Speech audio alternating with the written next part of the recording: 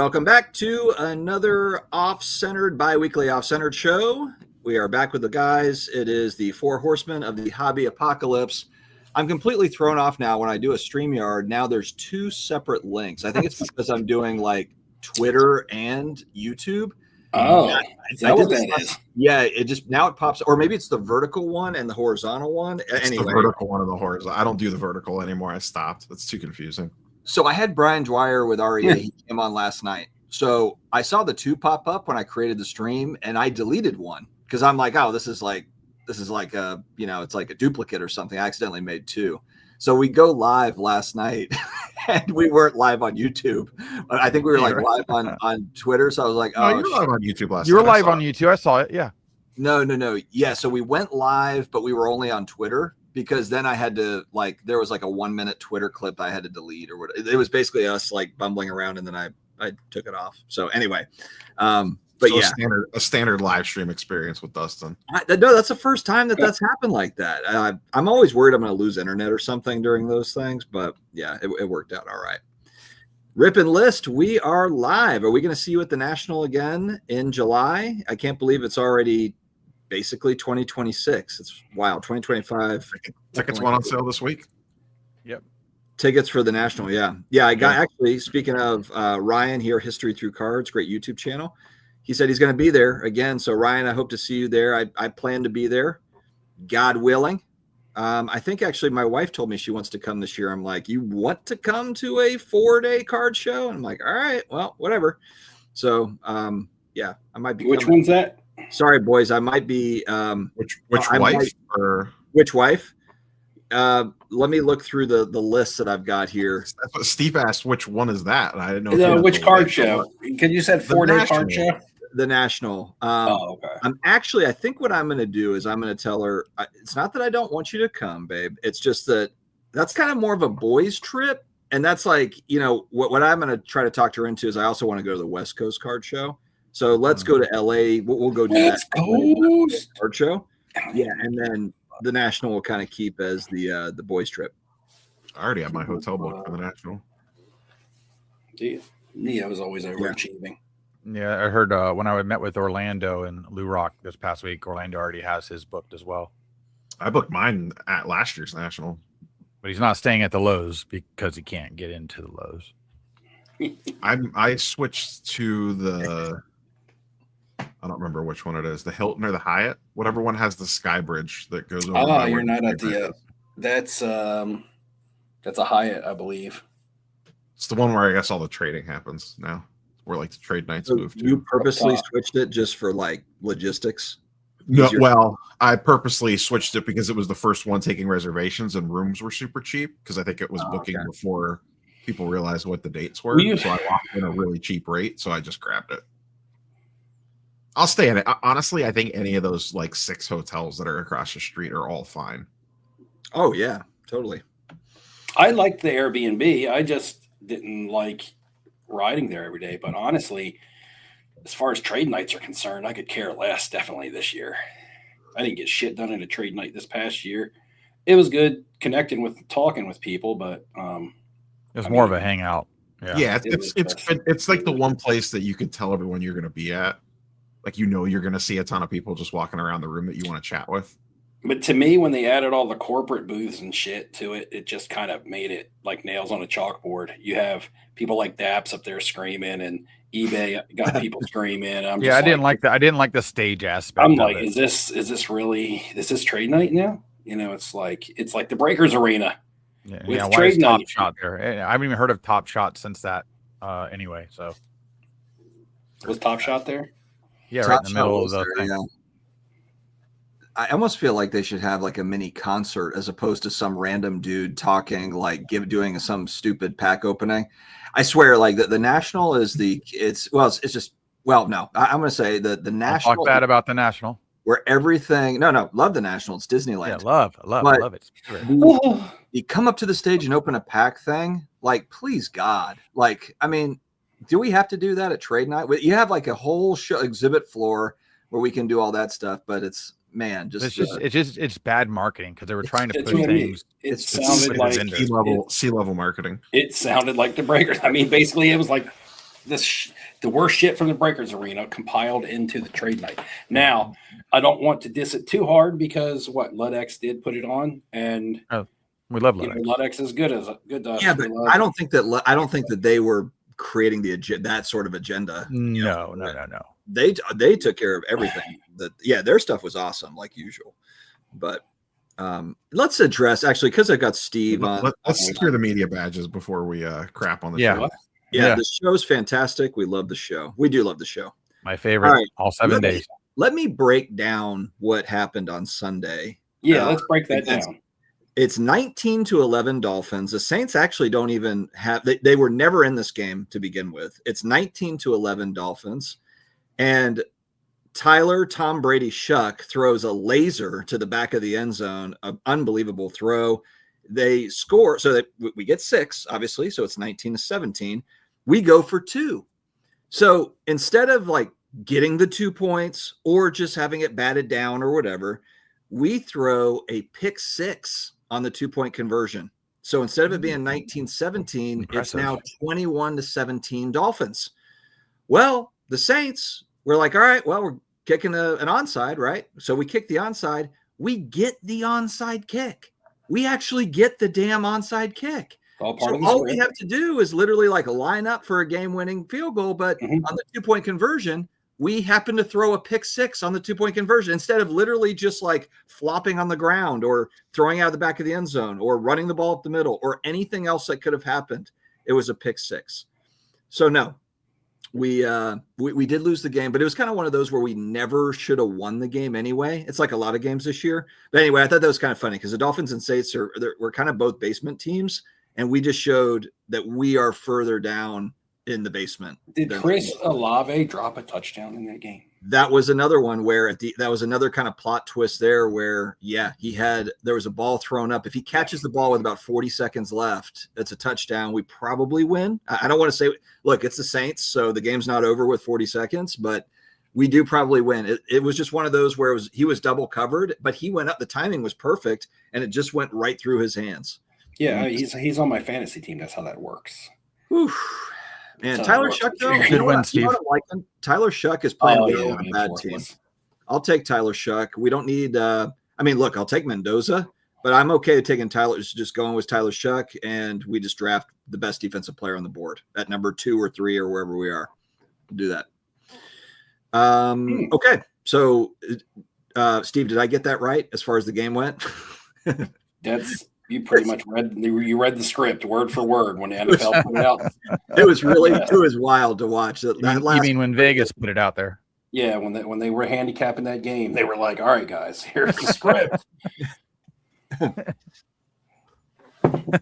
Unbelievable. Hey, Steve, I wanted to ask you, with Allen Ginter out, have you looked at any of the new Allen Ginter? Yeah, I did want to, and that was one thing I wanted to talk about tonight. Real quick, I wanted to ask Neil, since we're talking about teams with the Browns. First off, how does he like Shador? Second of all, is this a rumor and I hear this true? Did the Browns punt from the 29-yard line to keep that game under the over-under and call it? They did have a weird punt. I don't remember. Yeah, they had a. Oh, that's what it was. Buddy. To tell you guys how Vegas scripts these games, because they were like 2.5 points below the over, and if they kick the field goal, it goes over the over, and they punted from like the 29. I mean, the opposing 29, like a 43-yard field goal or something. Well, you got 29, 39, 7, 46-yard field goal. But I guess maybe it was windy in Cleveland. I don't know, but it was super. The weather was punted terrible from the 29. They didn't even go for it. The weather was definitely crappy on Sunday. But then you at least go for it on 4th if you can't kick the 46-yard field goal from the 29. What if they punt the ball? And it lands on the 10? They're netting 19 yards. The big news today is that they activated Deshaun Watson from the IR. He's back. Randy Watson. He's back. Yeah, I'm sure he's going to be fantastic. Fan-double-tastic. Picking up. He's just collecting a check at this point. He don't want to play no more. Or to clarify, and to clarify something else, 2 weeks ago when I wasn't here, I watched back some of the live stream, and I heard Dustin say, "Oh, Steve should be here soon." He said he was running late, or he had some, dinner. He's at dinner. And I'm like, I'm in another state. Like driving home is a 4.5 hour drive. I just assumed it was another 5-hour dinner. Well, Neo had my back. I assume it's a long dinner. Neo had my He back. didn't know He was where like, you were. yeah, like, Neo was like, you don't know what Skyline Drive is? You live in North Carolina. You don't know what Skyline Drive is? That's what Neo said. Literally cuts through the entire state. Anyway, Neo's trying to give me a whole geography lesson. I'm like, dude, I read like 3. All I saw was like, I might not make it, or I'm late, and then the rest of it, I didn't like read why. I saw I'm late. I conquered a lifelong fear that week, and it's not going to be a big deal to anybody else, but it was a huge deal to me. I drove over the Chesapeake Bay Bridge for the first time. That bridge is brutal. If you've ever driven across that, I was always scared to go across it as a kid. I was always scared to go across it as an adult.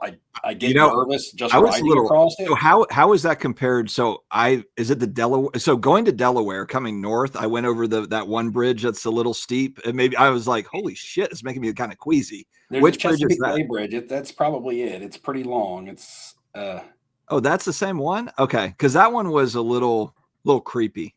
Yeah, the Chesapeake Bay Bridge is a long bridge, long suspension bridge. You have the Bay Bridge Tunnel, but that connects in Virginia. So, and part of it goes underwater, the tunnel that goes under the bay. So, yeah, and it's not very high. I was driving by myself, so I just screamed all the way over it. That's how I got through it. Well, a long scream. The Skins driving to win with a 2-point conversion, but Mariota gets it batted down to a wide open guy. The life of 3-9 teams, man. And you see how that, I mean, CJ Stroud's making a little bit of a comeback with the Texans. They've kind of rebounded some, but you just look at what's his face for the Commanders. He's the belle of the ball last year, and now they rebounded with Davis Mills. I think Stroud's first game back might have been last week. Didn't they win 3 games with Mills? Oh, I didn't even realize that. So. Their defense is insane, though. Yeah, that's what's quarterbacking this year has been all over the place. Yeah, which is just funny when you think about the preseason QB buying. Like, which quarterback are you going to buy into? And literally, like, the only one is Drake May, I guess, that is like the winner out of the bunch. People were hesitant of that. And nobody's buying Drake May at the National. Oh, yeah. Well, Drake May wasn't cheap to begin with, but now he's actually gotten a little bit of a bump. He's probably one of those ones that you could have made money off of. McCarthy looks like they're going to throw him away.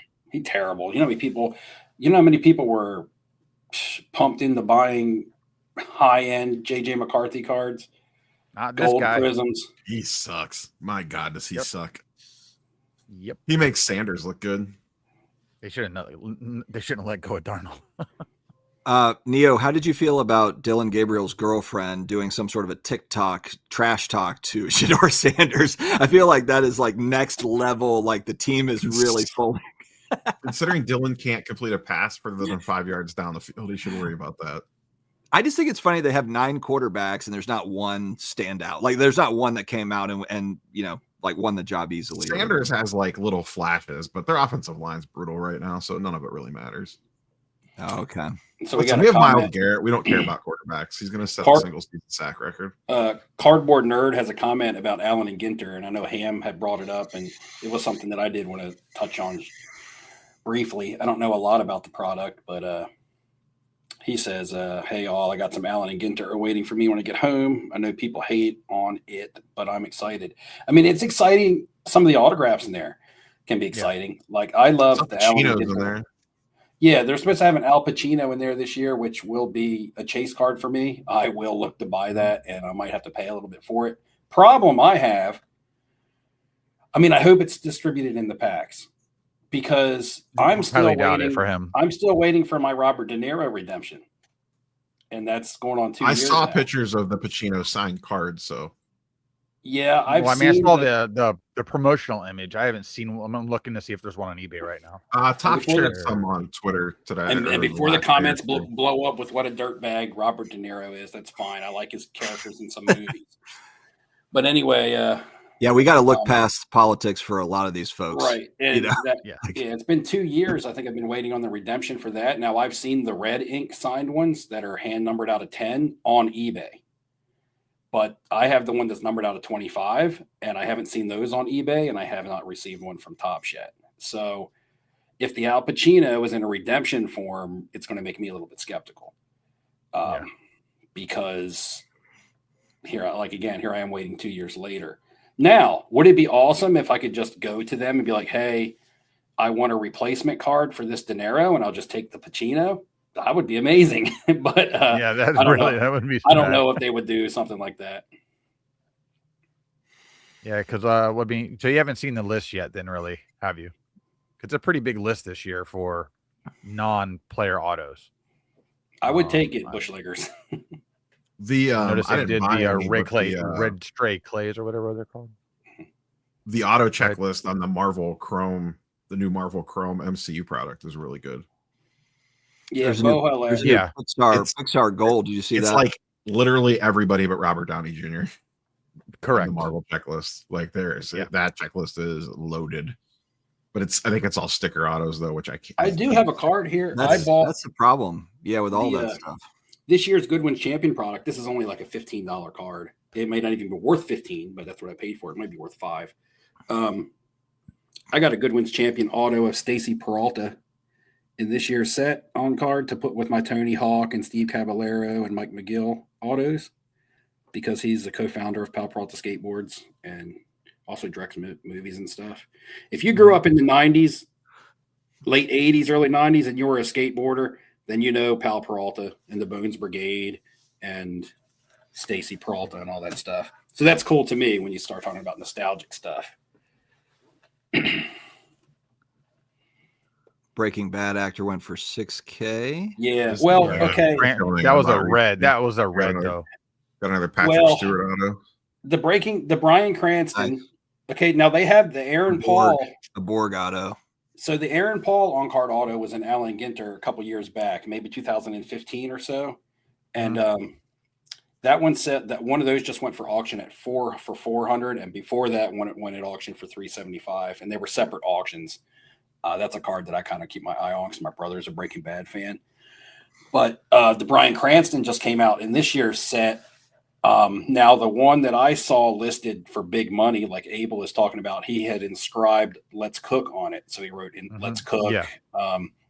And I think it was a 1 of 1. I'm not sure, but it was listed for like $7K. So that might have been the one that went for $6K, because I've seen his regular issue listed for like $1,500.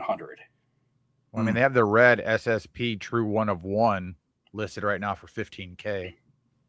And there's another guy, the one guy that you like, Dustin. He was in Topps, but they put him in Ginter also. The writer for Seinfeld. Why can't I think of his name? Oh, Larry David. Is it Larry David? Yeah. Yeah, it's I'm looking at it right here. I got. He has an auto. He has an autograph in the Allen and Ginter also. Yeah, Cat so has an auto. We just need Stephen King to not sign anymore. Speaking of that, did I show you guys? I got these back from CGC. I like the fact that the one that we've got is. Did you get a 10 on it? Damn. Yeah, I saw that. Yeah. So when I had it last time you were on. I didn't ever show. I think I showed it to you guys in a text. Yeah, maybe that's what it was. I know. When I had it with SGC, it was a 9.5. I like that copy better than my copy, even though my copy is more rare. That one. I like this photo. This photo is cool. The photo and the color is really good. But so I got the so SGC didn't authenticate the auto, and they graded it a 9.5. So I got the JSA authentication on here, and it graded a 10 with CGC. So bonus. That's awesome. Get that influencer bump. Yeah, you wrote a note in there like, "This is Flipping Steve on YouTube. Make sure that you watch my videos so that you know." They said you look familiar. I said, "Yeah, I'm on live stream with Neo Cards and Comics, and he's here. We're going to dinner tonight." And they were like, "Oh, okay, all right. We'll write that down in the notes, in the graders' notes." In the grader, yeah. You check the graders' notes, like it's kind of like influencer grade or something tagged. Anybody going to Philly next weekend? I'm not going to make it to Philly. Anybody going to Philly? I'm like 25% to make it. The weather is not looking ideal for me. How far of a drive is that for you? It's like 6 to 7 hours. When we start talking about our 2020, New York is actually closer, I think. Yeah, like we do every year. Remember, one of mine was to set up at a card show. Sometime between now and the end of 2026, I want to go to a card show with my brother.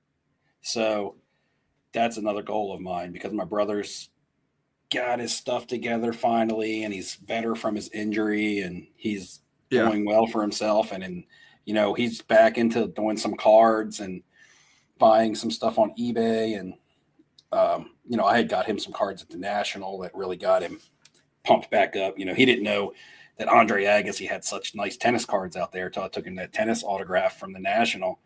And so he actually – now this is a bad thing. I had to have a talk with my brother. I'm like, look, I don't know if you want to get into this part of the hobby. Because he called me the other day and he was like, I bought into a break. I was like, hold on a second. I was like, wait, hold on. I was like, do you not watch any of my videos from 2 years ago? Because I haven't put one out since then. He's like, I just spent my paycheck on Arena Club packs. But he said he bought into a box of like Topps tennis, some kind of Topps tennis product. Anyway, because it was cheap, because the Andre Agassi spot was like dirt cheap. Nobody wants the Agassi spot, really, I guess. So he got the Agassi spot. And then he said he heard he didn't show up in time for the breaks. It was on eBay, and he missed the startup time. So he went back and watched the rewatch, and it said something about, this card goes to the Agassi spot, and he didn't know what it was. And he contacts the guy who did the break, and he actually hit a dual auto of Agassi and Sampras. So, damn, that's awesome. And I'm like, that's terrible. No, I said, that's terrible, man. That's like your first hit of crack. I'm like, that's what they do to you. Like, they're going to get you hooked the first time. And he's cracking like, heroin at the same time. He's like, I know better. I won't be buying into breaks all the time. Yeah, right, I ain't telling you about it. When I start seeing a meeting with Collectors MD or something. When I start seeing all kinds of stacks of weird looking repack products, wondering why you got an autograph of, you're gonna bring him to the National, and he's gonna be in that 400 person line to go hit the button to do the digital repack. But you'll go over there one day, they'll just be like empty Graded Grail boxes laying all around the kitchen or something. Yeah, right. But yeah, so he'd be like, Graded Grails, I learned it from watching you. But I'll be like, but it's good that he's back into the hobby some more on his own, because he has the financial means to do it now. And he's got he settled into a home. A lot happened this year. A lot happened, guys, that kept me away from doing content as well. And a lot of family stuff happened with me this year. Good, bad into good. Something bad happened that benefited a lot of people. Will we get a Flipping Steve video in 2025 before the year runs out? Man, I don't know about 2025. That's a stretch. You've only got 28 days left, man. You got plenty of time. Plenty of time. I was going over my fantasy football leagues today, because fantasy football ties up a lot of my time. And I'm like, man, it's winding down. We got 1 week before playoffs. I'm absolute buns in the YouTube content creator league. I'm eliminated from that. I'm fighting for a spot. I think I beat Ham twice. Yeah, you did. You just beat me this past week. 2 weeks ago, I forgot to set my lineup, and spoilers, you forgot to set it again this week. No, I forgot. No. I was playing against Roth, I think, or it was either Roth or Chris Sewell, and he literally had 3 players on a bye, and I lost. And after that week, I was like, you know what?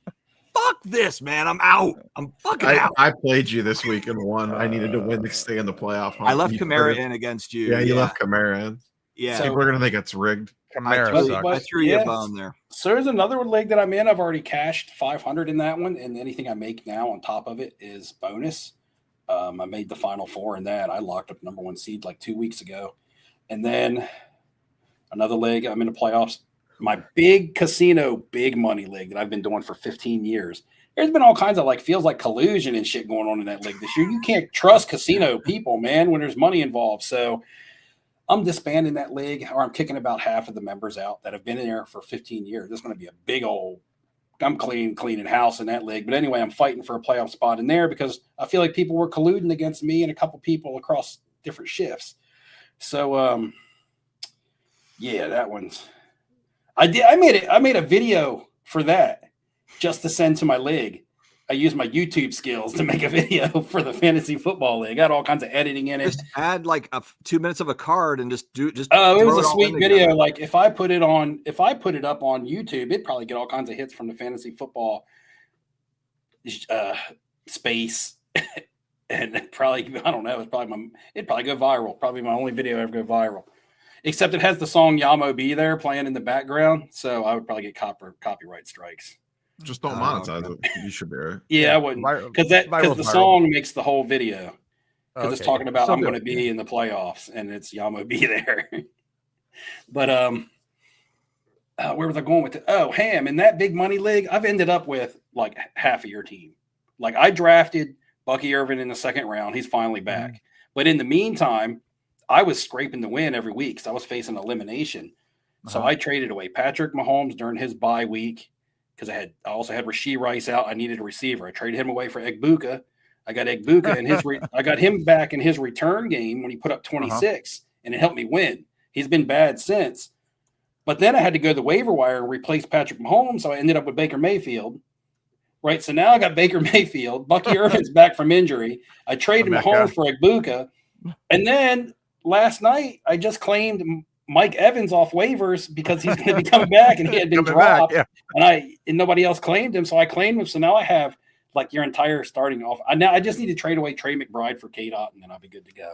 Yeah, you don't need K-Dot. Just don't worry about. Trey McBride is my dude. My favorite NFL player, Trey McBride. If I was to buy a jersey right now, not cards, but if I was to buy a jersey, I could look into his cards. I could, but I don't want to fall down that rabbit hole. If he's your favorite player, just get one card. Yeah, but I'll fall down the rabbit hole. I'd rather buy a Funko Pop of him. I know, that's true. A Funko Pop. But going back real quick to the Allen Ginter, this is probably one of their best years for non-player autos by far. For Ginter? Yeah, for Ginter. It really is. That, and they have a new insert that's what's it called? It's like photo something. Hold on, I'll look at it right here. Here it is. Do you think it's the best overall for?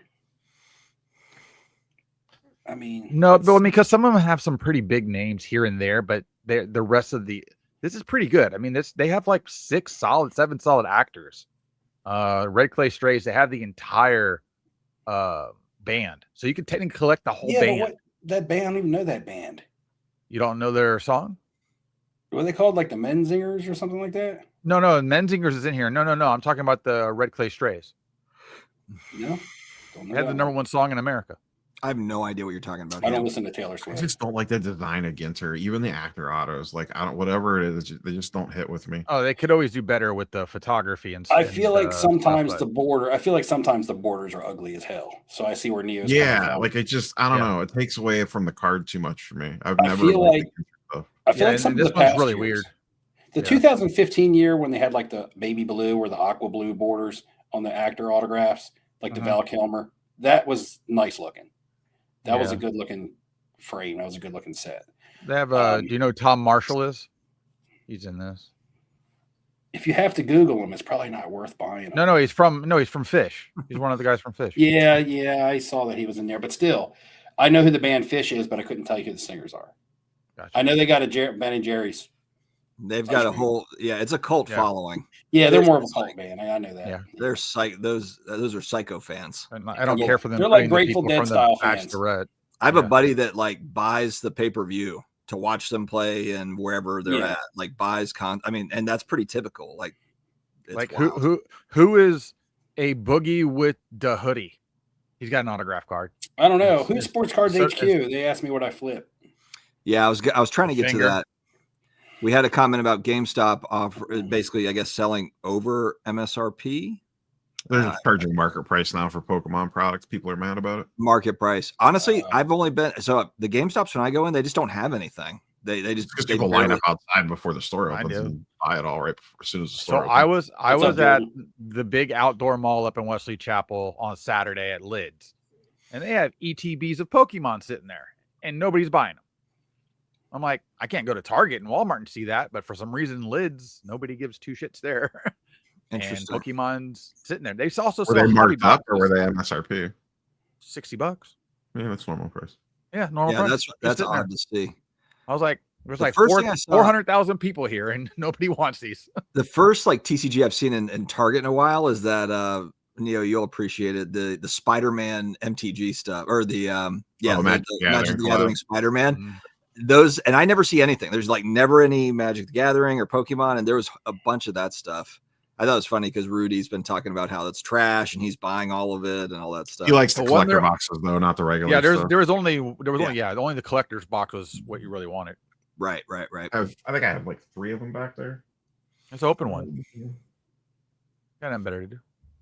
Ham, did you already answer the question about what's behind you? Is there anything good? I see Bo asked. Of course, there's tons of good stuff. It's all for sale too. But the great stuff's over here. Yeah, this is actually it's Good a stuff. live stream, but it's a live selling platform as well. Ham's selling while we're on. Yeah. And I Steve, only take money orders, by the way. yeah, you had to send a check or a money order. Old- Steve, what are you 2,000 flipping eBay. these days? Are you taking a break? Anything worthwhile? Well, that's a very general question, so I'll just lay into it from different angles. I'm gonna live So- dangerously. Hold on, I'm gonna live dangerously. I'm gonna go grab a Dr. Pepper Zero. I'll be right back. Oh, Lord. That Hey, goes we got well some with sugar. Sweetener my these, my yeah. cherry Pepsi Zero. There we go. Zero sugar. All right, I'll be right Making me back. thirsty. Mm-hmm. So since July, I haven't sold a card. Just go and put that right out on the table. So I haven't really been flipping much of shit. Now, I usually flip what would be hot in the moment. For 2025, for me, prior to July, was prospecting NFL quarterbacks. Is all raw to graded, though. Not buying graded and trying to sell graded. So all raw to graded. Prospecting NFL quarterbacks, WWE parallels and singles, parallels on WWE stuff. And 90s NFL inserts and parallels, gold refractors, refractors that come 1 in 200 packs, platinum portrait inserts, things like that. So 90s NFL inserts and parallels, which is the most fun because that goes back to the era of when I collected them the most. I know I'm knowledgeable about that because that's when I was buying a lot. WWE, I was very new to, but it was hot, and all you had to do was get low serial numbered parallels of the stars and grade them, and you do well because WWE collectors buy to collect; they don't buy to flip. And quarterbacks. Do either one of y'all have any cards at grading right now? I haven't submitted a card to grading since the national. So it's And I grading did time. that in person. I have about 50 cards prepped, and they're just sitting. So right now, I'll look at that and I'll be like, man, that's just money sitting there. Either way you look at it, whether it's just tied up in raw card value, maybe I should just consign the raw stack, or maybe I should get them graded. It all depends. I would have to dive back in to see if it was worth my while to get them graded. I don't know what. Yeah, I couldn't even tell you what the spread on a raw card to a PSA 10 is right now. It's 2.5x. I mean, on modern. I think it's 2x sometimes. I mean, I'm talking about ultra modern, okay? Because I know it's relative to the year, but ultra modern is what I'm talking about. I would use GameStop if I was to send my cards in the grade. Yes, Brad. 100%. And that's who my last 4 or 5 orders went through. Not a bump for GameStop because I'm not sponsored by them. And you do wherever you feel safe. But to me, it was just always super easy. And I felt like if they did screw something up, that they're a big corporation that'd be willing to cover my cards, as opposed to like a group submitter or something who could take your cards and run. Or if something happened, could be like, oh, well, sorry, SOL. I feel like that process has been relatively smooth because I feel like we would just hear stuff about it all the time if it was a shit show. 69xer Steve Just Splenda, given the nature of things, I just feel like people would whine like crazy if there was a bunch of problems or cards were getting stolen or whatever. Yeah, I don't think. Yeah, there'd be a lot of videos. Who was the one back in the day that took everybody's money and then went bankrupt? Oh, it was out in California somewhere. Starts with an M. Marks? Is it Marks? Marks cards? Is that what it's I called? don't know. Yeah, I did a Marks video cards. on it, or I did multiple videos on it. We all did a video on it like 3 years ago. Yeah. I don't remember doing a video on it. What was this quote? It's all about the vibes or something. Oh yeah, the one that like Mojo and all them say. It's all about, man. It's all about the vibes. Holla back, California, bankrupt, taking your cards, bitch.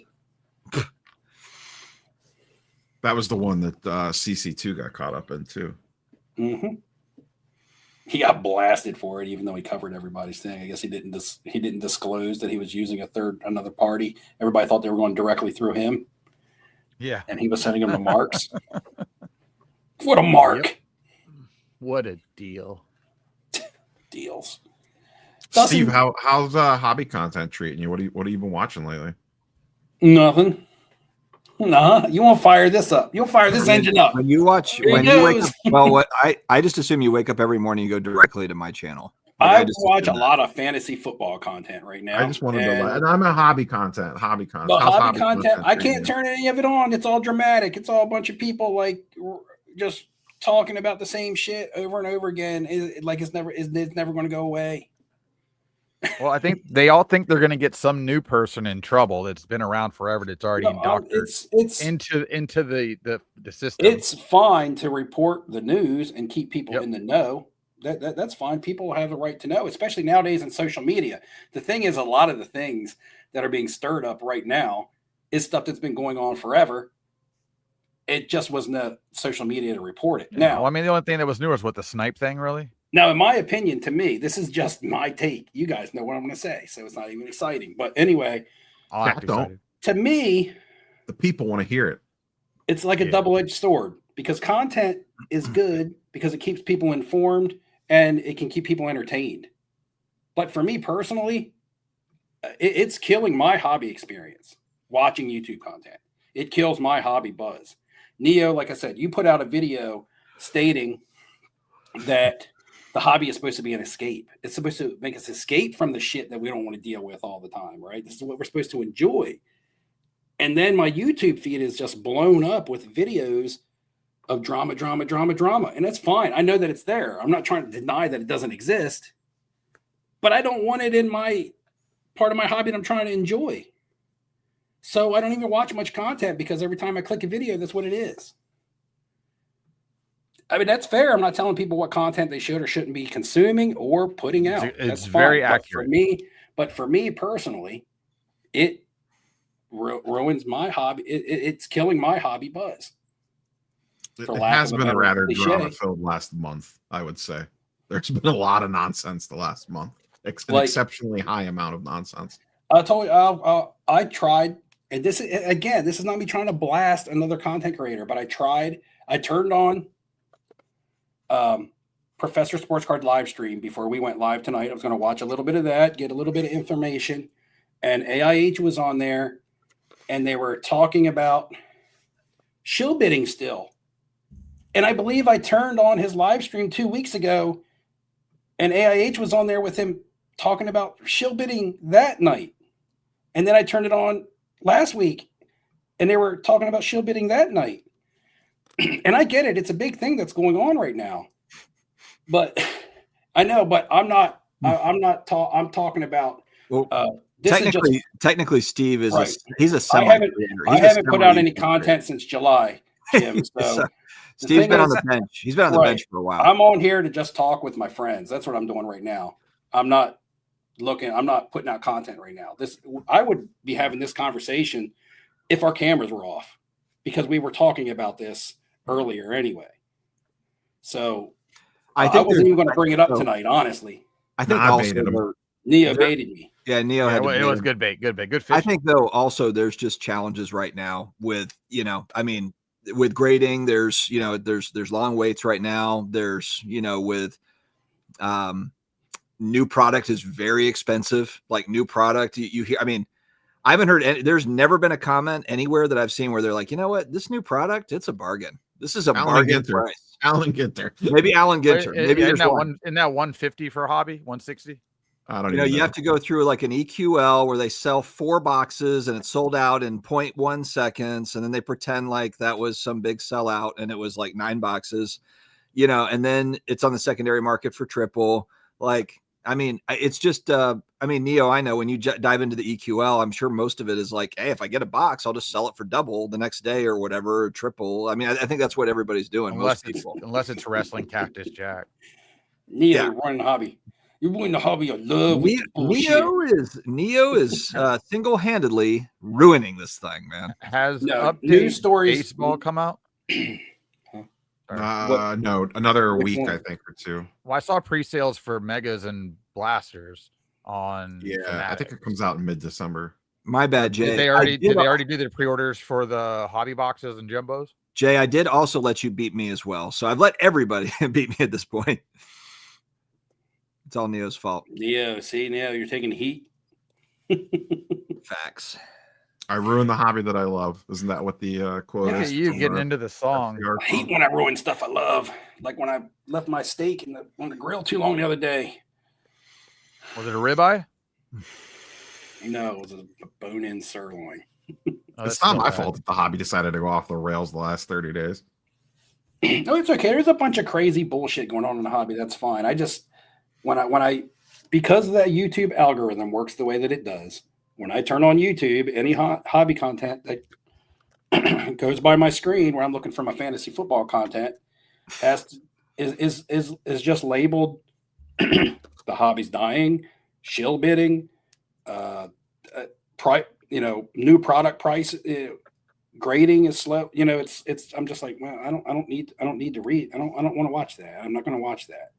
All right, tomorrow I'm going to have I'm having an extremely positive title, Steve, and I expect you to comment on it tomorrow, so I know you watched it. Like I said, I watched part of the problem, though. I mean, Thanksgiving video. We're all content creators. We know how this game is played. If you make that video, nobody watches it, and if you make the clickbait one, everybody watches it. So you're rewarded for doing the negative content. And like I told you guys, like, look, it sucks for me to say this stuff. You guys are my friends, and you create content, so it's not like I'm trying to directly blast any individual. It's just for me personally right now. I'm not putting out any content. I'm not consuming a lot of content. That's just the way it is. I'm still in the hobby though. I haven't quit hobby, and I'm buying cards. I'm buying autographed Funko Pops. Don't do it. I'm only buying them because they make nice decorations. You're buying the dip. Steve's buying the Funko Pop. He's buying the dip.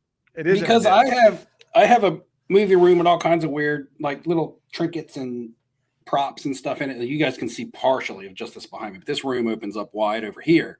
They got 1, 2, 3. That's a 5 shelfer right there. Oh, guys, I did get the Castle Grayskull in, so I did trump I did trump the room here with the sealed Castle Grayskull. Where is it? It's back over here. Where's the unboxing video on that? It's on the table next to He-Man. It's not as good as mine. I played with Castle Grayskull, man. Yeah, that's right. So, I got. You don't even know if your drawbridge works. Exactly. It might be just rocks inside that box. Who knows? Hopefully not. It's She-Ra's mansion. What is She-Ra have? It's just a bunch. It's 100 She-Ras just loaded. It's a She-Ra mansion. You got duped. I got played, man. So I missed the shipment, and I get a slip, and it's like I've never had this happen before. UPS, go pick it up at the CVS locally. I'm like, I have never been to the CVS to pick up a UPS shipment. Like we have like a UPS store type thing. We got a few of them around. So I'm like, that's weird, man.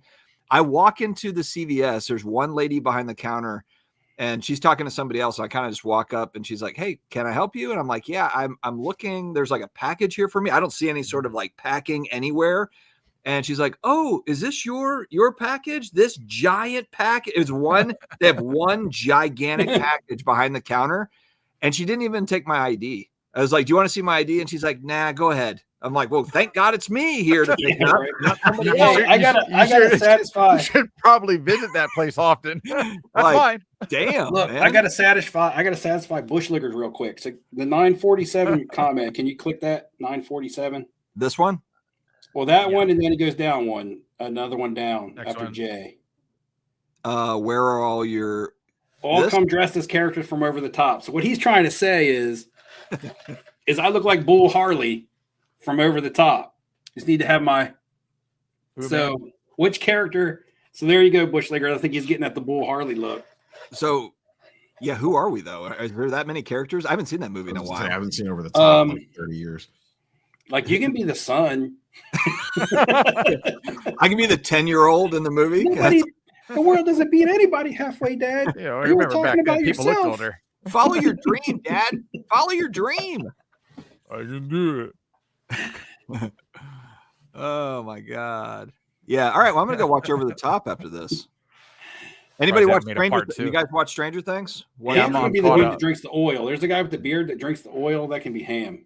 How'd you handle that, Dustin? Did you just binge all 4 in a row, or did you spread them out, or what was? We watched 3, and then I was it was like midnight, and I'm like, I was watching with my daughters. I've got a 22-year-old daughter and a 13-year-old daughter, and I was like, I cannot make it for the last one. So then we woke up in the morning. We woke up and watched that 4th one. I did 2 and 2. I don't like this 4 at one time. We watched all 4 in a row, and it felt like work. It's a lot. 2 and 2 was fine for me. I like that. Yeah, and then I did get theater tickets for the finale on January. It was the only way we had to watch all 4 in a row because we had Thanksgiving the next day, and then Erica flew back out at like 5 a.m. on Friday. Yeah, it was kind of the same thing. We had we decorated our Christmas tree Thanksgiving night always, so it was like we had to basically watch all 4 on Wednesday night. Yeah. I told my wife, I was like, I'm not trying to be antisocial because I was with my in-laws. There's like 25 of them. And I was like, I'm not trying to be antisocial, but we are watching this. So like, I'm not, I'm not hanging out. I'm not going to getting dragged in. How are you going to handle the next one? Because they're on Christmas Eve. We're at home. So it's like, we don't have anybody in town. Like my daughter is about to graduate from nursing school, but she'll be home with us for the holidays. Oh, I didn't know she was going to school to be a nurse. Yeah. I didn't know what she was going to school for. I knew she was going because that's what, Jen is. Yeah. Yeah. She's wrapping up, knock on wood, in May. So hopefully all goes well there. But she's already hit me up for money for that last semester. I'm like, girl, you need to, she worked and saves all this money in the summer. And then like magically we get to the second semester and she's like, Dad, I'm like Dad, you got to star Jordan, Daddy.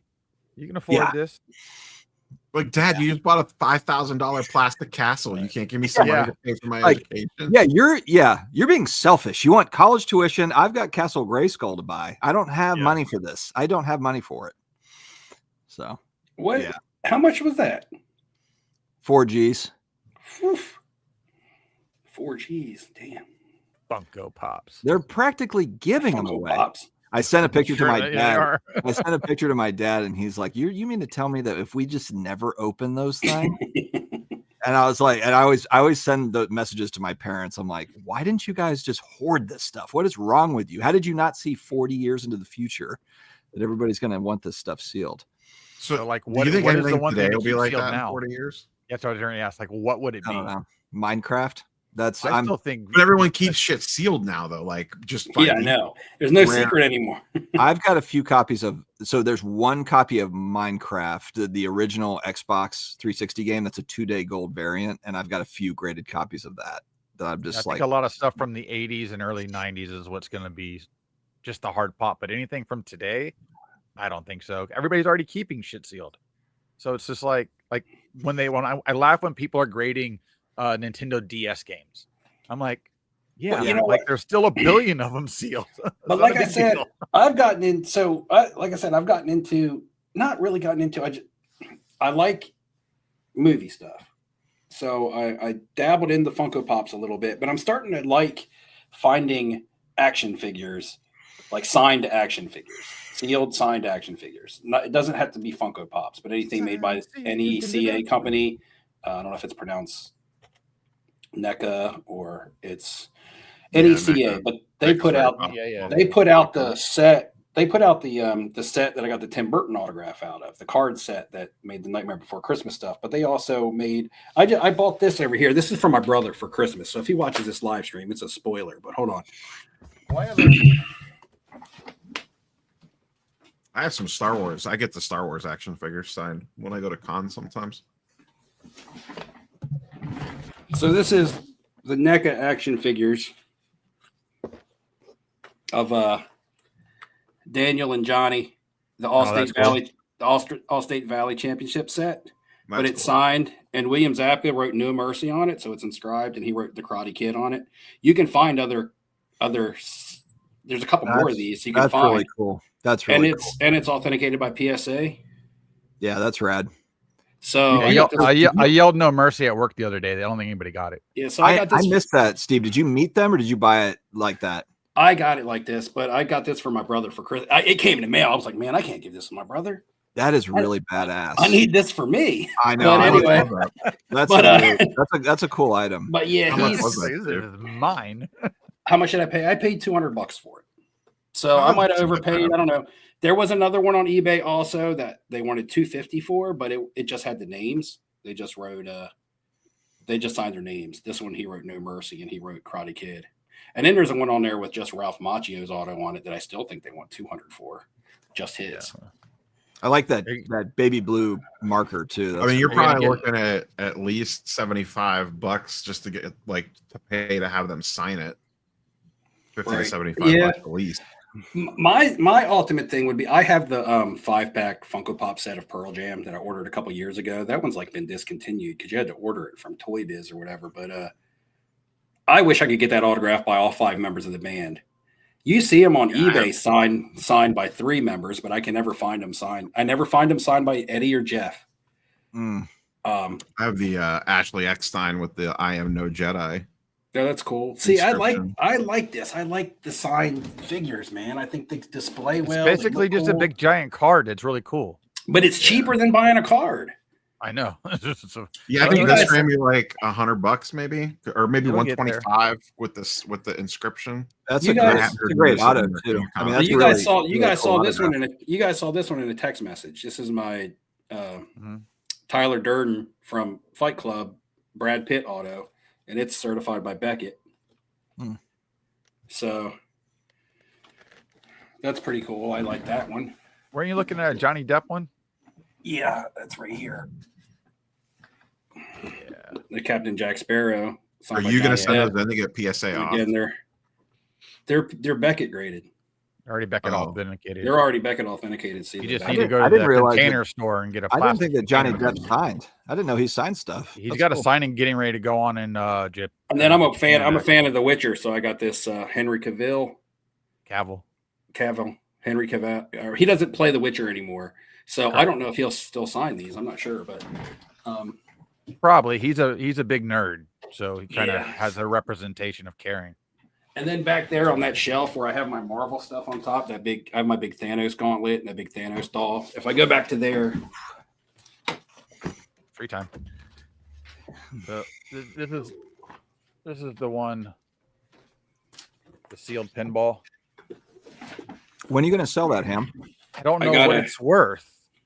I got the Josh Brolin. Probably about auction and then defensive bid it. It's probably 10 to 15 grand. I mean, what do they sell for on eBay? There isn't a 9.8 sealed. Is that the only one? CGC still hasn't offered a pop count, so I don't know. Oh, is it CGC or is it WADA or PSA? CGC. Thanks for tuning in for Show and Tell, the boys. Jim. Yeah. I agree, Hammer. The Ashley Eckstein does have an amazing signature with the way that she incorporates. She does. Her name with the character name is outstanding. I'd rather have Show and Tell than Crying Bitch. Whoa. I like a little both. Whoa. All right, so a 9.2 Ham went for $850 for a 9.2, granted. And that's sealed? You know, the graded game market has been down a little bit here. It has been lately. It's starting to pick back. I've noticed it's picking back up. I should be buying more right now. I think that's the next wave of, just because that's where technology kicked off. Man, there was a sealed 9.8 Mega Man 2 that went for $1,000. That's damn cheap for that. Woo. But yeah, you're right. I don't see a 9.8 anywhere. See an 8.5 for $1,000. Bam. Okay. What's Cap D 5150's talking about? Some policies on Whatnot. Oh, is today where everyone's got to get in line on Whatnot? Is that should be interesting. It was wild yesterday with so many massive repack breaks before the clock struck midnight. Okay. That might be kind of an interesting before and after video. See what it looks like over the next week compared to some of the older footage. Yeah, I don't know. I wonder if there's a different angle somebody can take to still. I'm sure do a repack. Out. It's one of those things. You buy this, but you get this for free. Well, yeah, Professor Sports Cards had on that Whatnot scammer guy. That's how he titled it. I don't think he's still on it anymore. That guy video was crazy. I watched like half of it, and then I got distracted. But just the stuff in the first half, I was like, "What?" And but basically, this guy asking to get sued. Like, I was like, "What the heck?" Wasn't he talking about stuff from like a couple years ago? Yeah, he was going back in time. But the one thing I did catch, he said though is like it's still going on from what he can see. Like people are 100%. Still, working. I haven't been. I don't spend any time on it to know, but that was that was an interesting one for sure. Signed Funkos. I got this signed at the at New York Comic Con. Like 2 people will get this in the chat, but I had Deborah Ann Wall and Matthew Mercer sign this. Yeah, see, I knew who Matthew Mercer was. He's a big Dungeons and Dragons dungeon master. Yeah, I had them both sign at Dungeon Master's Guide. That's the other thing I kind of want to do. Like next time I go to the Comic Con, so actually Neo, Jen and I were out tonight before live stream, and we were at an Italian restaurant here in the area. And we're like, oh, last time we had Italian was in New York, with Neo. And did you get a chicken parm pizza? She got a chicken parm that was the size of a pizza. I got lasagna, but so she was like, oh, I don't know about that Comic-Con trip. I'm not sure how much she like super enjoyed it, because I told her, I was like, look, we're going to be separated. It's like, I was like, if you think me, Dustin, and Ham and all go to the National and we're around each other all day, I said, we get separated. We stop and look at what we're going to look at, and so we reconnect midway through the day. Yeah, we get separated when we're together trying to stay together. So I New was York like, Comic Con, it's impossible to stay next to. Right. I have trouble staying next to Erica. Did any of you guys go to a Collecticon this year? And I'm asking because there's one like in Charlotte, there's one in Virginia, like they're all around me. Charlotte one's big time. Yeah, I think that I'm gonna try. I think there's in August. I know a vendor that sets up at Charlotte. Okay. Yeah, I think I'm gonna hit that. But on that note, he's in chat a lot. He sets up at a lot of the East Coast Comic Con or Collecticons. I went to the Cleveland one this year. I have a vlog on my TCG channel on it if you want to see what it's like. Like on that, I'd like to start getting some of the autos in person myself, like on Funko Pops. Actually, this New York Comic Con was the first time I got like a bunch of autos, and it was, I mean, waiting in line sucked. I would definitely want to try to get a VIP badge, which New York Comic Con is almost impossible to get a VIP badge, but I would like to get, I think the way to do it is have the VIP badge. But I'm just wondering, is there like do they list things anywhere, or does it just go on a show-to-show basis? They get announced as you get closer to the con, typically. So like New York Comic Con will announce a few headliners like in the summer, and then you usually get most of them late summer, early fall.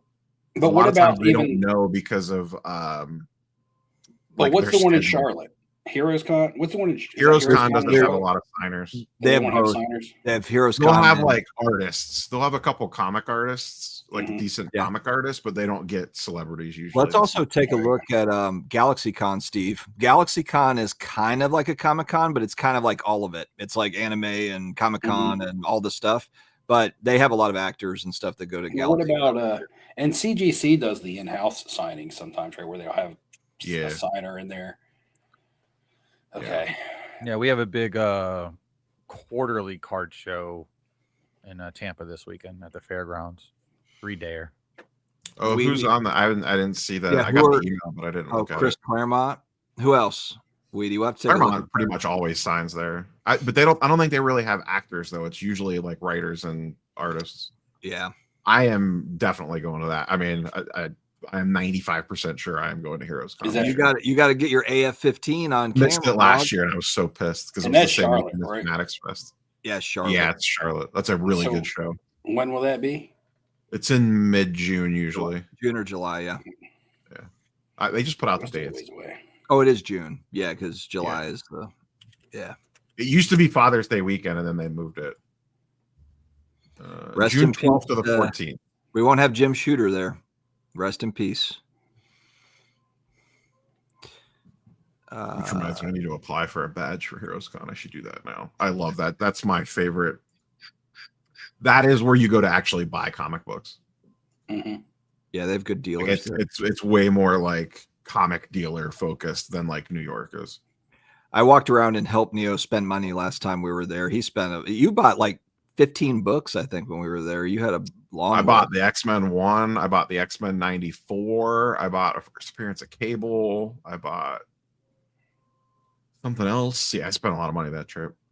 I thought it was awkward because your wife kept calling and you were like, I can't answer. I've spent all the money. I can't answer. And I was like, man, you better talk to her or something.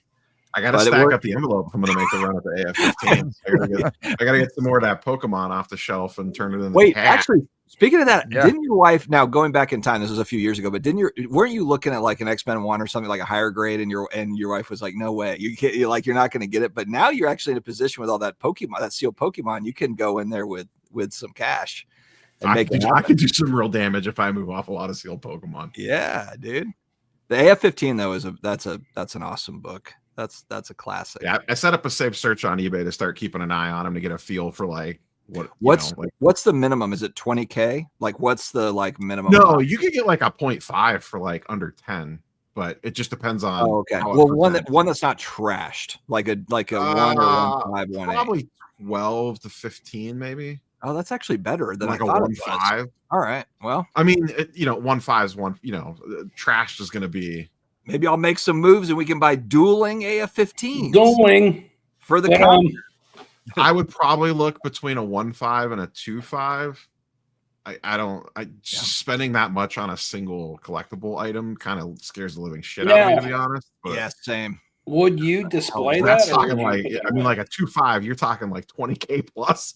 Like that's like real, real money. I'd throw it in the safety deposit box and go visit it. We're visiting. That would be the other thing too, is like once I get it, then like what the fuck do I do with it? Like I'm not gonna want to have it sitting back there every night, No. So I'd have to go to, man.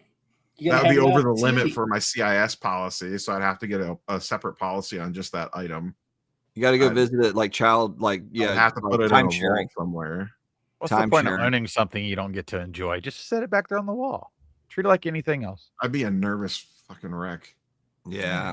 Okay. Just money. I guess if it's insured, then whatever, but I don't know. Football Card Finder has a solid question. Vault. That's fair, Jay. That's fair. It goes in a vault. Up at 10:03, he says difficulty level of making daily content. I mean, the last month, 0, because there's been 18 things that go on every single day. Yeah, because you can also just throw out your opinion on anything. That's the other part. You could literally talk like, I'm going to throw out your Football Card Finder. I'm going to talk about XYZ football cards. So go ahead, Steve. I was just wondering. I actually don't have a video for tomorrow. I'm just wondering if this question, not only coming up with material, but maybe encompassing the entire chore of filming and editing and thumbnail and uploading and. Well, I do C-level content, so I can crank that shit out pretty quick. We are C-level actors out here, so this is not. Yeah, this is low budget. Basically, they do a live stream and they film it instead of live stream it.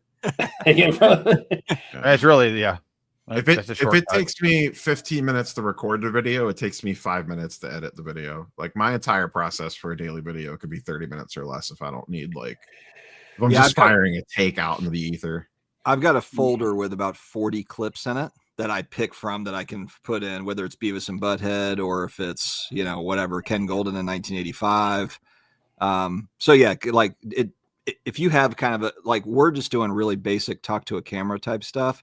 If you're doing vlog, if you're doing, Jeff Wilson, high production type stuff, maybe that's different. But if you're just talking in front of a camera, it could be it could also be a 7-minute video, or it doesn't have to be 20 minutes. Just be talking about 8 minutes. You got to get the multi-app. So, here's what I would say: Football Card Finder.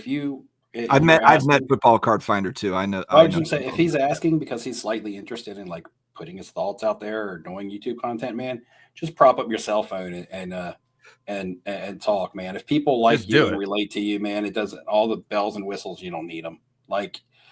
If you're a real person and you're just talking like one of the guys, that's that coming from the smallest content creator here on the panel. But excuse me, you got more subscribers than I do still. Well, I don't know. I only show the cards we all love, but nobody likes to see that. Ham and I are the opposites. I show no cards at a card show, and all he does is show cards at a show card cards. Show. Yeah.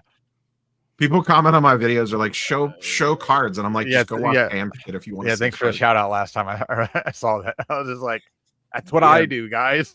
Maybe Neo and I can go to this card store and get some footage of it. And my last show had some freaking bangers at it, man. Shop, not a card store. Or I mean a comic store. That's the people that I believe. Someone could correct me if I'm wrong. I believe those are the folks that like started Heroes Con, but I don't remember for sure. Yeah, this show coming up this weekend, there will literally be a couple $1 million of cards in the show, if not $10 to $12 million. Oh, also at Football Card Finder, if you have a dog, put your dog in the videos, man. Your subscriber count will double. Yeah, I just got to put Scout in there. Scout wants to be in a video. He's big on B-roll, and B-rolls. Hey, look, the good thing about B-roll is people don't know what's coming, so people. Well, B-roll's tough. When I started doing B-roll, it started becoming a lot tough. of work, though. It's tough because you got to edit it in, and then you're constantly shooting your personal life. You know, I'm on the beach with my dog and my wife, and I'm like, okay, let me get. It's like the real world with Steve. Let me get 3 minutes of this, or I'm at Walmart doing my grocery shopping. I'm like, all right, let me get 3 minutes of this. You cut into the left. Let me get 3 minutes of this. It's kind of like start a conversation with toilet paper. See, though. They just your wife is like, it was good, and I liked it, but it just became to be a lot, man. You're having a serious talk with your wife, and she's like, "Why are you filming us right now?" And you're like, "Babe, I know we're arguing, but I just need to get this on. I need the drama sells. I got to get this on YouTube." That's when you just cut. Important question: is a toilet roll over the top or underneath? Which way does it roll? You said toilet paper? Yeah. Which way does your toilet paper roll? I don't know. I don't even know. Whatever way I pull it off the roll. You know what's kind of sad is in Virginia. My dad lived in Hampton, Virginia, and there's the comic store that I used to go to when I was visiting him, for summers. This is going back 30 years, called Atomic Comics. And so I remember going in and it was massive, but part of the reason why I thought it was so massive is because it was like head to toe, floor to ceiling of literally like books. It was just stuffed. Now it's not like that anymore. Now they've like cleared it all out, and there's lots of comics in there, but it's not like floor to ceiling of paper. It doesn't smell like, like a card store used to, or a comic store. It's kind of sad, really. It's a great looking shop still, but it's changed a lot. It was a card show I went to in the early 80s, and the dude that ran it smoked cigarettes all day long.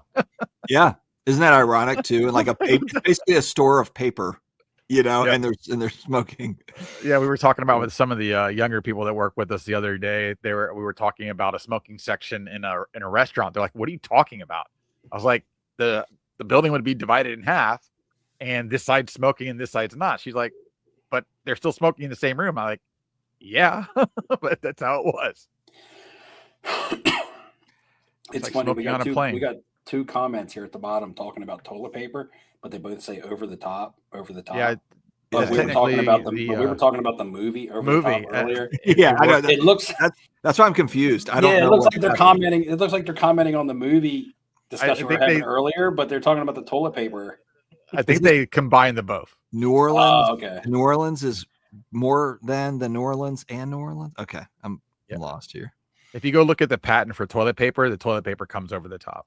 Isn't that funny too? I remember waiting tables at restaurants where it was like, here's the smoking section. We're over here. There's no wall dividing. I remember I used to wait tables at a Sonny's barbecue, and it was like, it was non-smoking way over here, and then you have smoking, but there was no wall blocking between smoking and non-smoking. It's just hilarious. And everybody sat in smoking anyway. It's like you couldn't escape it. Some casinos are still like that, but there's no separation. Like you sit down at a blackjack table.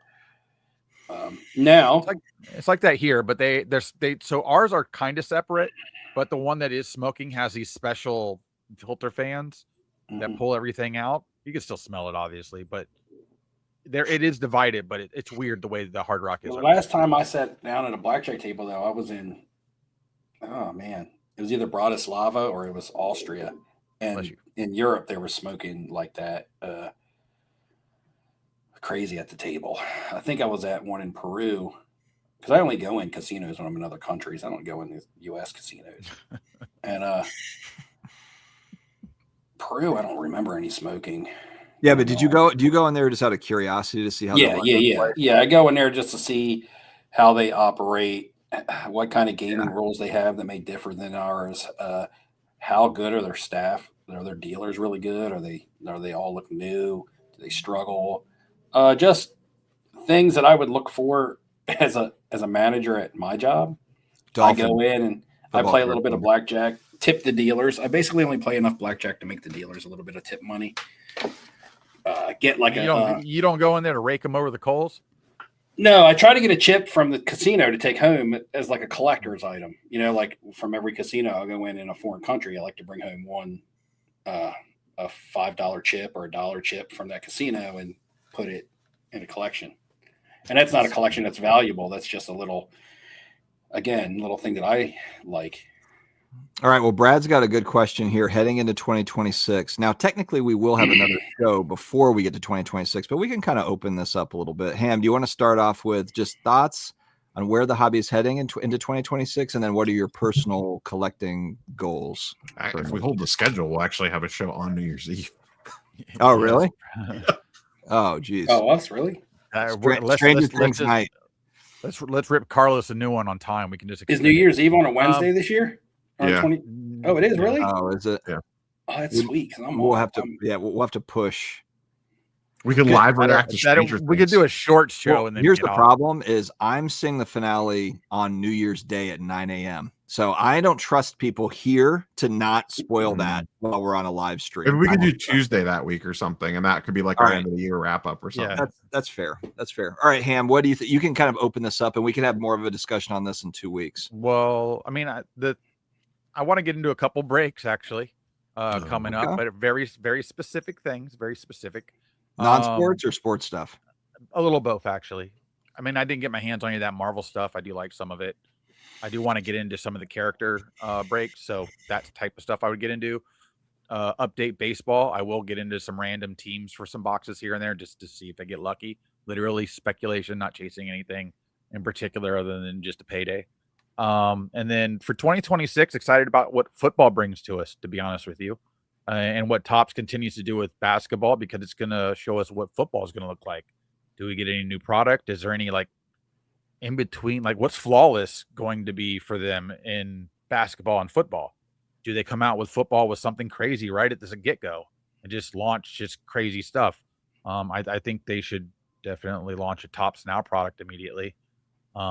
Upon the license, just to do it, especially with the draft. But yeah, no, I think it's going to be exciting. I might have a completely different opinion towards the end of the year next year, based on how pricing keeps going up and everything we want to do either takes time, costs more, or has become irrelevant. And it's about singles now. Right now, we're going into a singles market 100% because the rest of the product is too expensive for most people. It's too expensive for me. Now, the breaks you're looking to buy into, are they like retail or hobby, or like how are you strategizing? Well, for instance, update baseball be just hobby only. So I'd be chasing debut patches, but for teams that people aren't chasing, the big ones basically. I'm looking for all the little ones, so I'm going to go basically figure out which teams are going to have the most players that debuted. Because if a team has 12 to 20 people that debuted, that's a pretty decent odds. And then I'll get into something like 1 to 3 case break or something for a shit team just to try and hit a debut pad. I didn't realize we actually have 2 more shows until the end of the year. So we've got all sorts of time to talk about this, but Neo, what do you can kind of tease a little bit of your stuff. Although we kind of already did with the AF-15. I mean, yeah, the goal would be a potential AF-15. I mean, that's not for sure, but that is high on my list of things. So I'll leave it at that for now, pending further discussion. And yeah, absolutely. Steve, anything that you want to chime in with there? Yeah. I don't know if I said this backstage or actually in this video or in this live stream. Just reiterate, went to attend a card show with my brother. Continue to, like I said, he's getting back into the hobby some, which is fun. It's like old times. Use the word fun. Wow. And so, yeah, I want to be able to enjoy the hobby with my brother again, like we did when we were younger. And, it's not going to be able to come through ripping product and things like that. It'll just be finding cool things that we both relate to, like I've continued to do. But now when I see a card that he can relate to, it excites me. and pointing it out to him and sending it to him and say, hey man, check this out. I know you like this. So, that's kind of another good thing that we have going on in our relationship. And I'm not going to get my hopes up too much because I'm not saying about with my brother, but with the hobby in general. I would like to get back into doing content. I know that sounds like hypocritical, but I really would. I'd like to get back into my groove. I haven't found it. I haven't found it since the National. Like I said, a lot of the hobbies just kind of like push me away, and I'm just kind of stuck to my own. And it's kind of like I want to get back into the content. I miss my viewers. I miss putting my videos out. It was fun doing them, even though it was tedious. At the end of the day, when the video was done and it was accomplished and it was out, it felt good. So yeah, I do miss that, but I can't say I'll have a video out before the end of the year because I'd probably be a liar if I did. You're hibernating a little bit. Yeah, I want to, but I guess I just don't want to bad enough yet. I don't know. Yeah. It's a hard thing to explain right now. The National giveaway is happening. So today I was getting ready because, as I said, my wife and I went to dinner. I was getting ready. I was thinking to myself, I was like, man, 2026, when it kicks off, I got to get some content out. I said, I have a giveaway to do. So I have to get some content out, but I don't want to feel like I have to get it out. You know what I mean? When you feel like you have to do something, so I want to get it out. I want to get the giveaway done. I just got to get my ass in gear and do it. So I don't know. You have a giveaway. Comment. I think it's funny. Yeah. You have a giveaway where you have clues. So like you kind of have to, if you're going to do the giveaway every year, it almost forces you to make some videos throughout the year, unless it's going to be like, hey, we're basing all the answers off 2022 content. Do your homework. Name the last 4 winners. Here's the thing. Like I have lots of New York Comic Con content, not just from the con, but from the city, because I do B-roll. I have taken everything that I've showed you guys, whether it be the signed Funkos, the Stacy Peralta card, my CGC card return. I filmed it all. Just dump it in the one big video and drop it right at the end of the year. Never put it into a video, and it's still stored. Make it like a even like I deleted the clip. Yeah, just make like a big collage video for like a giant clip. I felt like when I do a return video, I'll be like, okay, this is my return video. What have I been up to over the past 4 or 5 months? Yeah, there you go. 45-minute video. And it'll basically be because it'll just be like a fast collage or That's fine. And I made a fantasy football video last night just to bust on the people in my fantasy football league. And it was fun. At the end of the video, when it was done, I watched that video over like 10 times. I was like, man, this shit was funny. Upload it to YouTube, mark it as private. YouTube video. Yeah, put it on YouTube, mark it as private, and then send it to us, and then we'll give you our review of it. But that's my thing. I took footage of all that stuff because my intentions was to still put out content. I just never got the stuff in the videos. I never did. Yeah, then you can start a Patreon, put a paywall up, and if people want to see it, they got to pay to watch it. One video a year. One video a year. It's the only way to get it, boys. Yeah, for me, I want to go to more shows in 2026 and some different ones. I had a lot of fun going to like GalaxyCon with my youngest daughter and just my kids. I want to do more shows with my kids in 2026. It was fun going to Fanatics Fest with my wife, but that was kind of more of like we went on like a date weekend in New York, and then there happened to be a show that we went to for 4 hours. But it was fun. I really enjoyed going to Fanatics Fest and checking that out. But then did the National, and then I did my local Raleigh shows. But outside of that, I don't know if I went to another show outside of that. So I'd like to do more of, just going, because that's the one thing that is really fun no matter what. It's like, there's a variety of things that can get you down that are frankly are downers when it comes to this hobby stuff. But card shows are usually always awesome. Like card shows are always exciting. You get a little like tingle in your, in your stomach. You get excited to go to them. I get excited to go like I'm 10 years old, and every single time. without fail. And I'm sure you guys, it's all the same, so card shows is that's really where it's at. So 2026 is going to be a lot more shows for me. Yeah, Avery wants to go to a Comic-Con, and I'm like, I don't know if I need to take you to a Comic-Con. I'd like to go to that Heroes Con. I'd like to go to a Galaxy Con. I really enjoyed the Comic-Con. I like pop culture, man. Like that stuff was just fun. For example, like last year, we were supposed to, my daughter and I went to Galaxy Con, and we were the Scream guys were supposed to be there. Matthew Lillard and the guy that plays Billy. I always forget the guy's name. They bailed last second. Yeah, Skeet Ulrich was supposed to be there, and they were supposed to be there, and they had to bail last second. But they actually do. You can do like a photo op where they like pretend like they're about to stab you and stuff like Scream. And I was like, damn, man, that is so friggin' awesome. I mean, I can remember seeing Scream 1 when I was 16 years old in the theater with like 8 of my buddies, and that's just such a classic memory. And so, yeah, I mean, like it's that sort of thing that you can get at like the Galaxy. It's all the guys that are guys and gals that are in all those movies. Those older movies. Bushleggers, Daisy. I asked Daisy if she wanted to make a cameo on the live stream tonight, and she completely ignored me. She's usually in my back pocket like all the time. She follows me everywhere. I'm up here live streaming though. She's not even over here in her little bed. Like she has a little bed up here in this room and downstairs in the main house. This room is just kind of like the annex and like the main house. Listen to this guy. I know this guy's the main house. The West. She's in the West Wing. No, I don't live in a mansion like Dustin. I don't live in a mansion. I got Ubered to Dustin's. Did I get Ubered the first time? No, the Uber take me away. I can't remember. I remember the first time I went to Dustin's house. I was like, yeah, but I'm going to Dustin's house. They were like, we're here. Your address. They're like the address on the app. You went through the gated community. Yeah, so they dropped me off. They pull up to the address on the app, and I'm like, this not Dustin's house.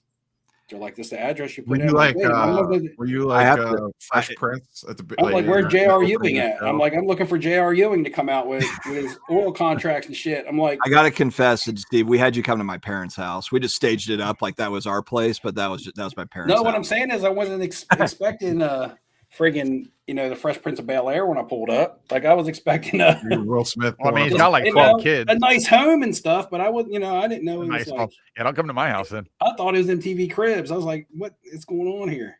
Not true. Not true.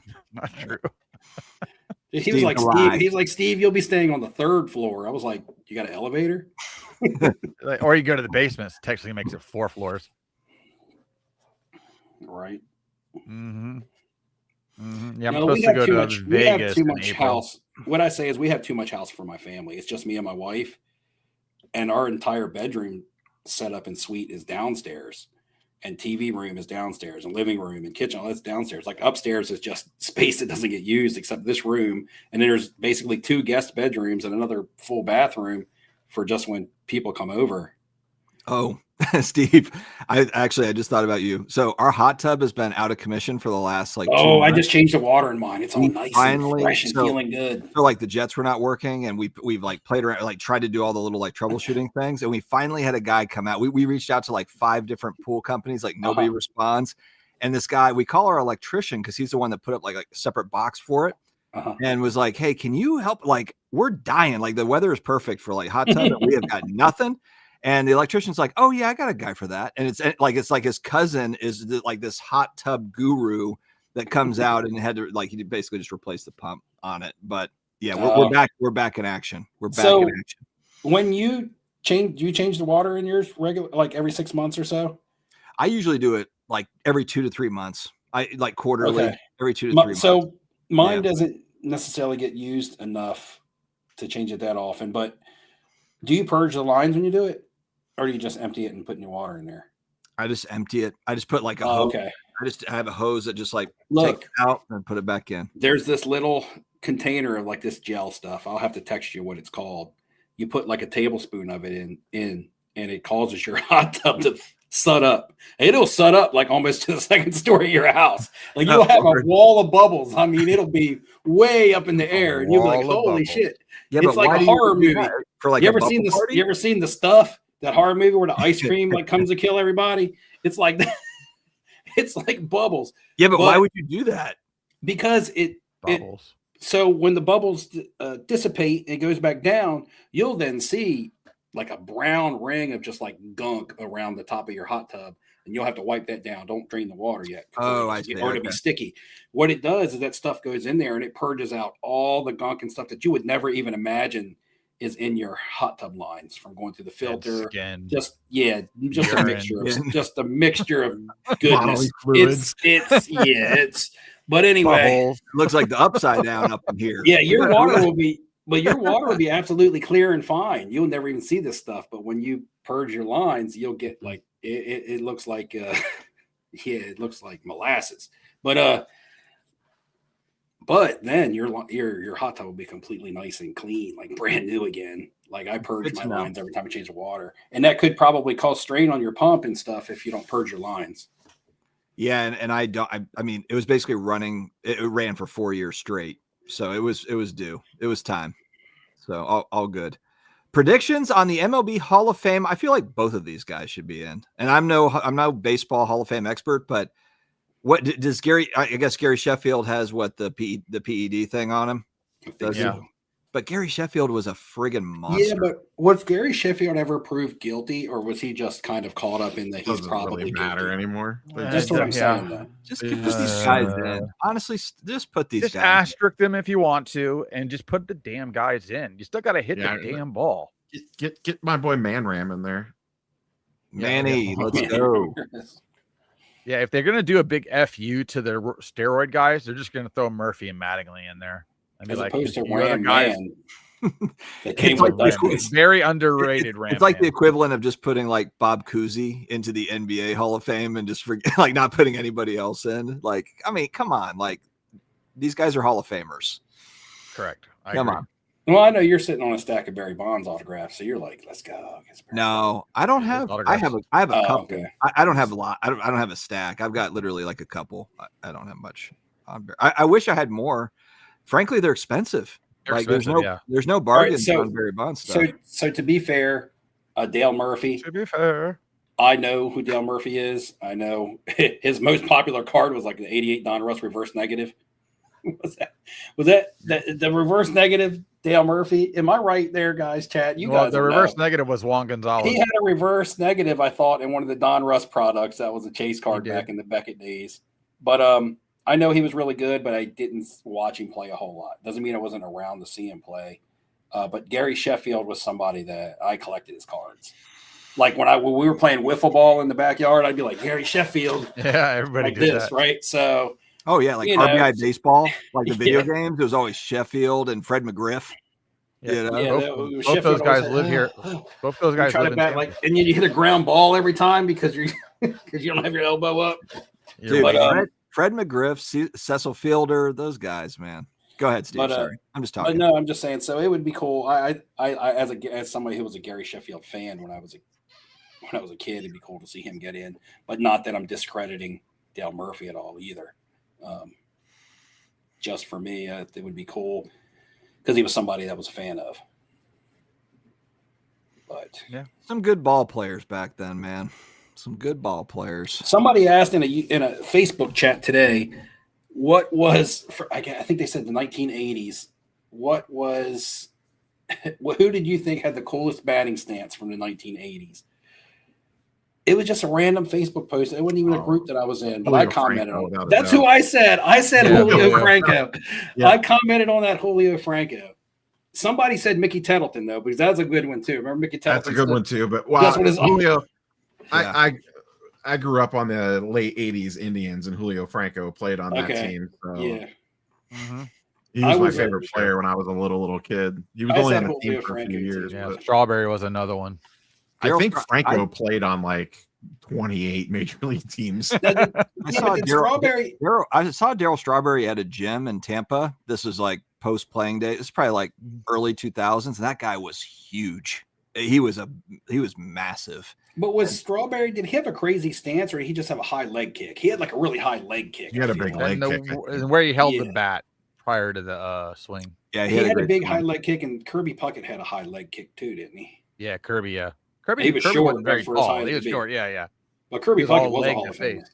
Yeah, he is. Yep. Oh yeah. Yeah, I don't know. It's gonna be interesting. This is gonna be a very telling Hall of Fame vote. Speaking of Hall of Fame, Dustin, YouTube Hall of Fame. Are we gonna get some more push? I don't think I'm going to get enough votes. I actually I've got the bribe out there for the roast votes. I don't think I'm going to have enough. I just don't think. Didn't you buy a vintage card just so that you could get into the Hall of Fame? I've been working at this thing for months. Yeah. Isn't that part of your campaign? Buying that Willie? Yeah, I'm campaigning. I'm like you guys. I'm with you. No, I see through the propaganda. I've been wanting this. You guys got to see through that propaganda, man. He's trying to win over the vintage guys. Yeah. I'm trying to win over the vintage guys. Yeah, with at the National, Dustin was like hunting them all down. Look at that, guys.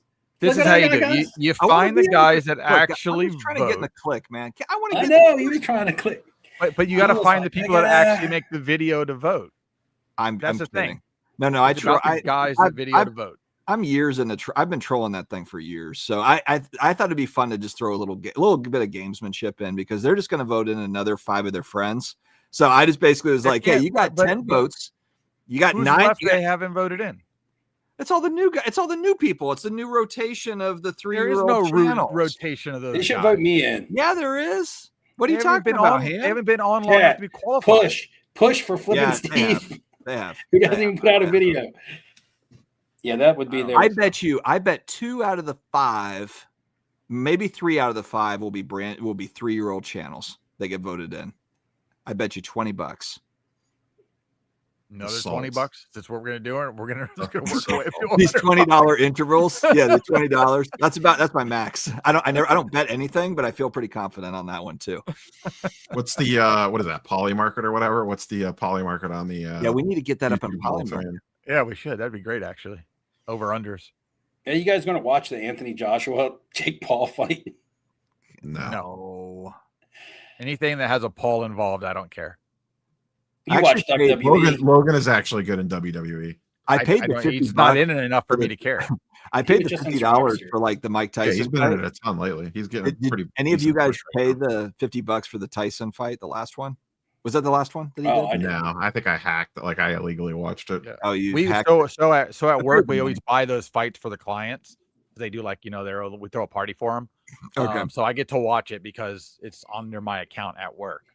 So I get to watch all that for free. Basically. I feel like people are going to buy that just to see Jake Paul get knocked out. Matters how much you paid the guy. But it all depends on if it's real or rigged or what. Like, I don't know. I don't trust it. But I don't trust it. Yeah, I don't trust boxing. Period. I don't know. In a real world, I don't even. In a real world, I don't think they would even legally sanction that fight in most states. I agree. They consider that to be hazardous. The Mike Tyson fight was really odd because I watched the whole thing, and was it considered an exhibition? Probably, but there was just instances, and now granted, these were like slowed down replays on the internet or whatever, but there was instances where basically like Mike Tyson pulled back, where you could see where he like had a really open shot and then just didn't take it. Now maybe he just didn't take it because he didn't feel comfortable, he felt vulnerable or something. Yeah, he didn't want to kill the white boy. Or he didn't take it because he was paid not to take it or whatever, like he was. That was not part of the contract. I would go with paid. I can't remember if that fight was an actual sanctioned fight or if it was exhibition. No, I think it was exhibition. Because sanctioned fights count on your record. I'm just saying sanctioned fights, they'll count on your record, on your professional record, which means if Anthony Joshua and Logan Paul sign a real sanctioned fight that's going to count on their records, Anthony Joshua was still in the. Oh, you know what? The one I paid for that must have been, who was the MMA fighter that was also like a badass that lost to him too, and it was Anderson Silva, but he no. There was another one. It was the twins, the Woodley. There was Tyrone Woodley or something like that. No. It's like these twins from California that are Ben Askren. No, who are those? The MMA fighters. They're really good. I mean, they're like Nate Diaz, the Diaz brothers. Yeah, it was the Diaz. I think that's the one. I paid $50 for one of them. I think it was the Diaz. It was the Diaz fight. But none of those guys are boxers, and if they're and they may be trained in somewhat boxing because they're mixed martial artists. But Anthony Joshua's not just a boxer; he's a world-class boxer. He's an Olympic gold medalist, a 2-time heavyweight champion. Yeah. He's still a top 4 like heavyweight right now. Like right now, he's like 32 or 34. He's in his prime. Well, the heavyweight division's horrible. He just knocked out Francis Ngannou. He folded him over. Francis Ngannou was a big MMA fighter who fought Tyson Fury, was formidable a little bit. He might even knock Tyson Fury down. And he got in with, and he was known for having a really good chin, never being knocked out. And Anthony Joshua folded him over. I mean, folded him over. Like, he was out for like 5 minutes in the ring. Like, if this is a real fight, like, Jake Paul's like going to get hurt. Yep. That's what people want to see. Is it Saturday night? Yep. Steve's talking me into buying this. No, I wouldn't say go buy it because you might set yourself up to be disappointed. But it's look at the disappointment. Look at the not the weigh-in, but the press conference. Look at them standing next to each other in the press conference. Not that every time I watch Jake Paul fight somebody, I'm like, they could have just hit him 3 times. This guy's like, it doesn't make sense. This guy's not like 45 years old plus. He's not over the hill. He's not an MMA fighter or a wrestler. He's not a basketball player. He's an actual, a real boxer. But not just a real boxer. You know, you could talk about real boxers, be like top 50.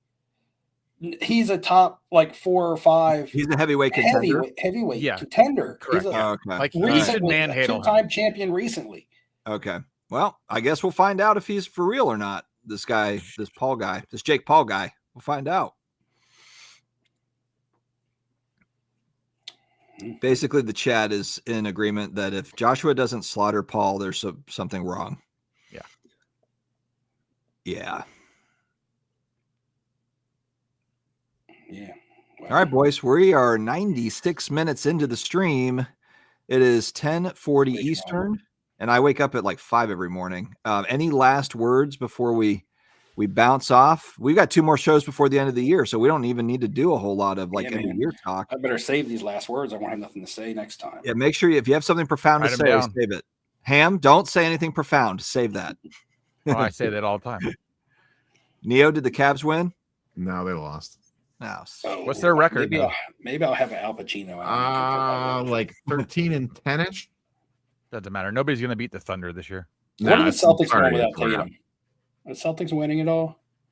Thunder. They're actually they're better than expected this year without Tatum. Rage would know.